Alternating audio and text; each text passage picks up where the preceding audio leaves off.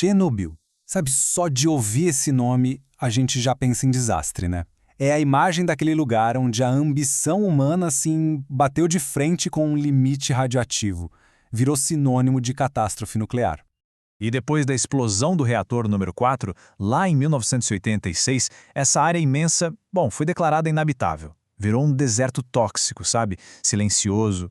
A natureza foi deixada ali sozinha para lidar com um veneno que vai durar por milênios.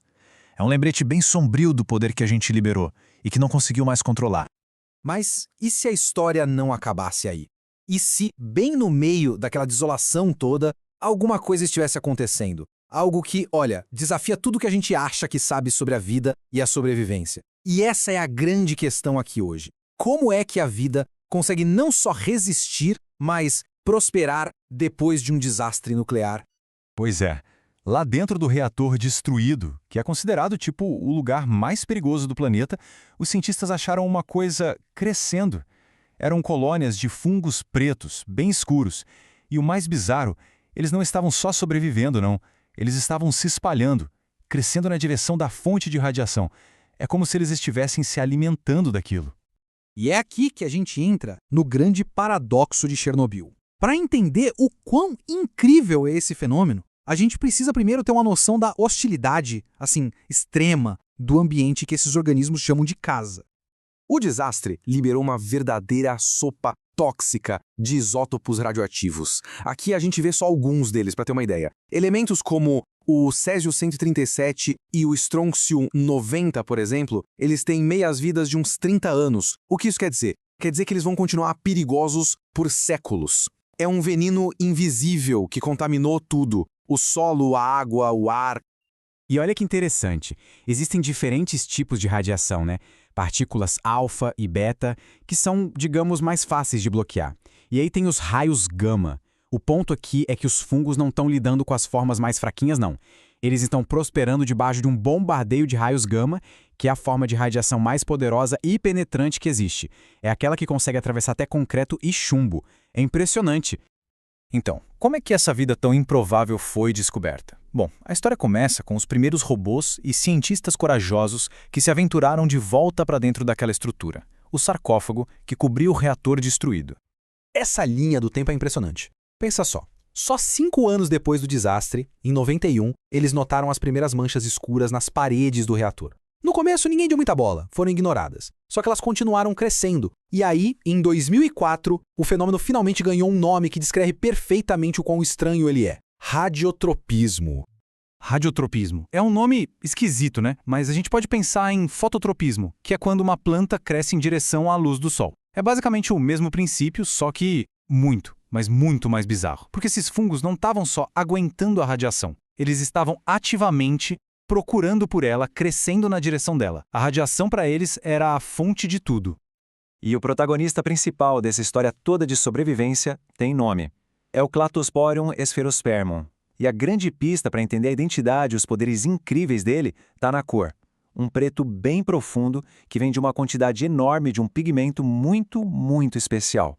Ok, isso leva a gente direto para a pergunta do como. Como é que um organismo consegue, prosperar num ambiente que deveria ser mortal? A resposta está num tipo de superpoder bioquímico, um pigmento, que na verdade a gente conhece muito bem. O segredo? Melanina. É isso mesmo. Em nós humanos, a melanina da pele serve para nos proteger, absorvendo a radiação UV do sol. Nesses fungos, parece que a melanina faz um papel parecido, só que numa escala, muito, muito mais poderosa, lidando com radiação ionizante que é bem mais forte. Isso nos leva a um conceito totalmente revolucionário, a radiossíntese. A teoria é que a melanina nesses fungos funciona mais ou menos como a clorofila nas plantas. Mas em vez de pegar a luz do sol para criar energia, ela captura a energia mortal dos raios gama e transforma aquilo em energia química para crescer.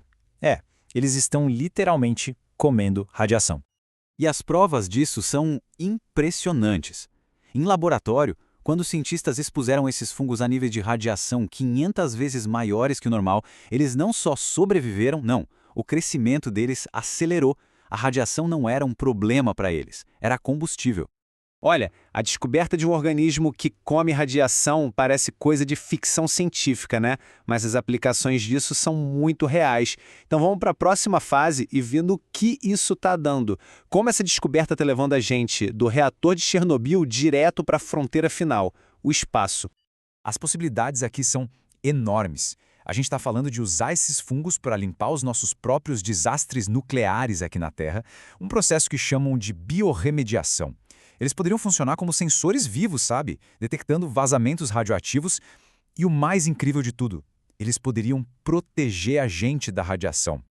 Dá uma olhada nessa comparação. Hoje, para a gente se proteger da radiação, a gente usa o quê? Barreiras enormes de chumbo e concreto. É pesado, é caro e não dá para mover. Agora, imagina um escudo que é levinho, cresce sozinho e, se for danificado, se conserta. Essa é a promessa da blindagem com fungos.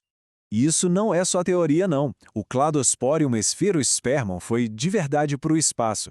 Fizeram um experimento lá na Estação Espacial Internacional que provou que uma camada fininha do fungo conseguia, sim, bloquear uma parte da perigosa radiação cósmica que atinge os astronautas o tempo todo.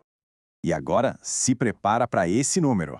Os cálculos sugerem que uma camada desse fungo com apenas 21 centímetros de espessura já conseguiria proteger, e muito bem, os futuros exploradores da dose anual de radiação lá na superfície de Marte. Imagina só, hábitats em Marte sendo construídos com paredes vivas que se regeneram, feitas com fungos de Chernobyl. É sensacional. No fim das contas, o que esses fungos de Chernobyl ensinam pra gente vai muito além de viagem espacial ou limpeza de lixo nuclear. Eles forçam a gente a repensar, a redefinir as nossas próprias ideias sobre quais são os limites da vida. Essa frase resume tudo perfeitamente. Onde a gente vê um deserto impossível de viver, a vida enxerga uma oportunidade. O desastre de Chernobyl, que foi um erro humano, acabou se tornando um laboratório da evolução, mostrando pra gente que a vida é incrivelmente resistente e, acima de tudo, oportunista.